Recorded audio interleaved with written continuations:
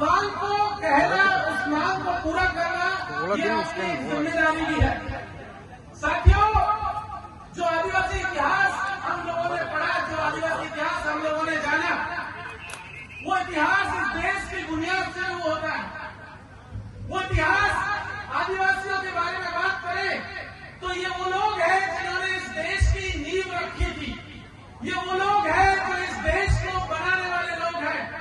ये वो लोग हैं जहां से भारतीय सभ्यता की शुरुआत होती है। तो हम इस देश के मूलवासी होने के नाते हमारी जिम्मेदारी है कि हम इस देश को आगे ले जाने का काम भी बखूबी अपने कंधों पर लेकर के चले। इसलिए इन बातों को, अपने पुरखों को याद करना बहुत जरूरी है। अभी हम लोग बात कर रहे थे जिस संकल्प पत्र को दोहराया गया था, उस संकल्प पत्र में कुछ बातें कही गई थी। उसमें कहा गया था कि जो सरकारी योजनाएं हैं उनमें हम सहयोग करेंगे, बिल्कुल सहयोग करेंगे। और हम पिछले 75 सालों से करते आ रहे हैं। हम सरकार से भी एक सहयोग चाहते हैं कि सरकार जैन सिंह हलवा जी के नाम पर, हमारे महानायकों के नाम पर कम से कम इस जिले के भीतर एक मेडिकल कॉलेज या एक यूनिवर्सिटी जरूर बनाने का काम करे। और अगर वो ये काम करेंगे तो उन्हें हमारा पूरा समर्थन है, पूरा सहयोग है। कोई मेडिकल कॉलेज, कोई इंजीनियरिंग कॉलेज, कोई यूनिवर्सिटी मुझे नहीं लगता कि छत्तीसगढ़ में किसी आदिवासी नायक के नाम पर है। तो हम यहां से ये मांग करते हैं कि इस प्रदेश के भीतर एक आदिवासी नायकों के नाम पर एक यूनिवर्सिटी बनाने का काम ये सरकार जरूर करे। जो चीजें हम लोग कह रहे थे, ये तो कुछ बातें थी जो सरकार के सामने, मंत्री जी के सामने, विधायक महोदय, कई सारे और भी हमारे प्रतिनिधि उनके सामने हम लोग रख रहे हैं। लेकिन एक और चीज है जिसको रखना यहाँ जरूरी है कि हमारे देश के संविधान का अनुसूची 5 में और उसके बाद में पेशा 1996 और उसके बाद में भी बहुत सारे कानून बने, जिसमें एक कानून जिसका जिक्र करना बहुत जरूरी है, वो है वनाधिकार कानून 2006। वनाधिकार कानून का जिक्र करना है इसलिए जरूरी है कि उसके तहत कहा गया था कि इस देश के आदिवासियों को जमीनों पर मालिकाना हक दिया जाएगा, पट्टे दिए जाएंगे। लेकिन मंत्री महोदय से मैं याद दिलाना चाहता हूं कि मंत्री जी, आदिवासियों ने जमीन पर पट्टे के लिए जो आवेदन किए थे वो पट्टे अभी तक नहीं मिले हैं। आपसे गुजारिश है कि जल्द से जल्द आदिवासी समाज के लोगों को वो जमीनों पर मालिकाना हक दिया जाए, वो पट्टे दिए जाए। क्योंकि हमारी पहचान इस जमीन से है। आज की तारीख में जिस तरीके का खतरा हमारे ऊपर मंडरा रहा है, आए दिन हमसे हमारा होने का सबूत मांगा जाता है, हमसे हमारी पहचान का सबूत मांगा जाता है। और ऐसे में हमें पता चलता है कि जिन लोगों ने भी जमीन पर पट्टे के लिए आवेदन किया था, पता चला एक रिपोर्ट आई, सही है गलत है वो तो मंत्री जी बताएंगे, लेकिन कहा गया कि जमीन पर जिन्होंने पट्टे के लिए आवेदन किए थे उनके आंकड़े जो है नहीं मिल रहे, वो कहीं मिसप्लेस हो गए हैं। तो हम चाहेंगे कि 2019 का सुप्रीम कोर्ट का एक ऑर्डर है जिसमें तमाम राज्य सरकारों को एक आदेश दिया गया था सुप्रीम कोर्ट ने कि जिन आदिवासियों ने जमीन पर फॉरेस्ट राइट एक्ट 2006 के तहत जमीन पर पट्टे के लिए आवेदन किया था, उन्हें एज सून एज पॉसिबल जल्द से जल्द जमीनों पर पट्टे दिए जाए। एक दूसरी बात यहां से कहना बहुत जरूरी है कि जो हमारा पेशा कानून था उसके तहत भी ग्राम सभाओं को लेकर के बात कहनी बहुत जरूरी है। छत्तीसगढ़ के केस और पूरे प्रदेश में, अगर पूरे देश में देखेंगे तो आदिवासी इलाकों में जो संवैधानिक कानून हमें बना दिए गए, जो संवैधानिक हक हमारे हैं, जो पार्लियामेंट ने जो कानून बनाए, उनको भी कमजोर करने का काम किया जाता रहा है। अलग अलग प्रदेशों में हो रहा है। फर्जी ग्राम सभाएं बन गई हैं, ग्राम सभाओं की जगह ग्राम पंचायतों ने ले ली। तो हम ये चाहते हैं कि उनकी तरफ भी ध्यान दिया जाए। ग्राम सभाओं को मजबूत करने में सरकार किस तरीके से मदद कर सकती है, हम चाहते हैं कि सही मायने में पेशा कानून को लागू किया जाए। ये बहुत जरूरी है कि पेशा के तहत जिस एडवाइजरी काउंसिल की बात कही गई थी, उस एडवाइजरी काउंसिल का भी जो रिपोर्ट है उसकी नियमित बैठकें होती रहे। ये भी आदमी हक और अधिकार के दायरे में आता है।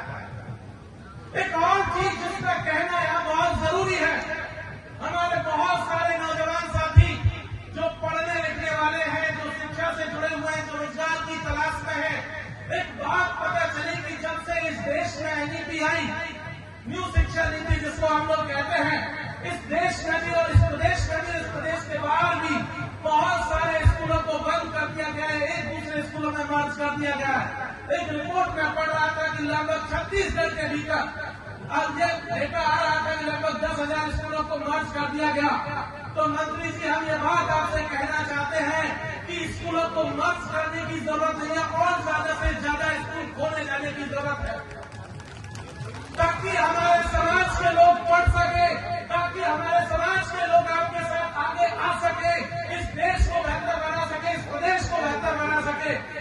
स्कूलों के मर्जर के साथ साथ एक बात को कहना और जरूरी है कि बहुत लंबे समय से स्कूलों में पदों की संख्या भी बहुत खाली है। पता चला था कि मैनिफेस्टो में शामिल था कि 50 या 57,000 पद खाली है। उन पदों को भी सरकार जल्द से जल्द भरने का काम करे, ताकि हमारे जो नौजवान साथी हैं जो इधर से उधर भटक रहे हैं, उनको भी रोजगार का मौका मिले, उन्हें भी जो है नौकरियां मिले, वो भी अपना बेहतर भविष्य बना सके, वह भी इस देश को बेहतर बना सके, अपने समाज और अपने प्रदेश को बेहतर बना सके। एक बात और जिसको कहना बहुत जरूरी है साथियों, वो बात यह है कि जिस तरीके से सरकारी नौकरी में रिजर्वेशन की जो व्यवस्था आज से 75 साल पहले की गई थी, उस आरक्षण के ऊपर भी लगातार हमला हो रहा है। हम जानते हैं कि इस प्रदेश के भीतर लगभग 32% आदिवासी समाज है, उसे आरक्षण की व्यवस्था की गई थी 32%, लेकिन हाई कोर्ट ने ये कहते हुए रोक लगा दी कि 50% का दायरा आप उल्ला साहिनी के केस के चलते आप क्रॉस कर रहे हैं, और इसीलिए आदिवासियों का जो आरक्षण था उसको घटाने की सिफारिश कर दी। यहाँ से कह देना जरूरी है कि 50% का दायरा इस देश की पार्लियामेंट ईडब्ल्यूएस रिजर्वेशन ला करके पहले ही तोड़ चुकी है। इसलिए आदिवासियों को उनकी जनसंख्या के अनुपात में, दलितों को उनकी जनसंख्या के अनुपात में, ओबीसी को उनकी जनसंख्या के अनुपात में आरक्षण दिया जाए, और 32% का जो आरक्षण का जो पुराना हमारा डिमांड है उसको भी पूरा किया जाए, ताकि समाज का हर एक व्यक्ति, वो आदिवासी समाज से आता हो, दलित तबके से आता हो, पिछड़े तबके से आता हो, या वो सवर्ण समाज से आता हो, उसे उसकी हिस्सेदारी मिल सके। जिसकी जितनी संख्या है उसे उसका अपना हक मिलना बेहद जरूरी है, और उसके लिए हमारे लोगों ने संविधान में आरक्षण की व्यवस्था की थी। उस आरक्षण को उसकी जनसंख्या के अनुपात में दिए जाने की जरूरत है, और ये बात अब तमाम लोगों की तरफ से मैं मंत्री जी के सामने दोहराता हूं। साथियों, एक चीज और जिसको लेकर के अभी जनगणना का शुरू होने वाला है, पिछले 75 सालों से इस देश का आदिवासी समाज अपने लिए जनगणना के प्रपत्र में एक अलग आदिवासी कोड की मांग कर रहा था। उस कोड की मांग को भी हम लोग यहाँ पर दोहराते हैं, और हम ये बात कहते हैं कि उन्हें अलग से रिलीजियस कोड दिया जाना चाहिए, क्योंकि ये धर्मपूर्वी लोग हैं, इनके मानने वाले हर धर्म में आपको मिलेंगे, लेकिन क्योंकि ये सभ्यता के शुरुआती लोग हैं, इस देश को बनाने वाले लोग हैं, किसी भी धर्म के, किसी भी जाति के आने वाले लोगों के पहले के लोग हैं, तो उनको स्पेशल प्रोटेक्शन दिए जाने की जरूरत है, उनके लिए अलग से कोड दिए जाने की जरूरत है।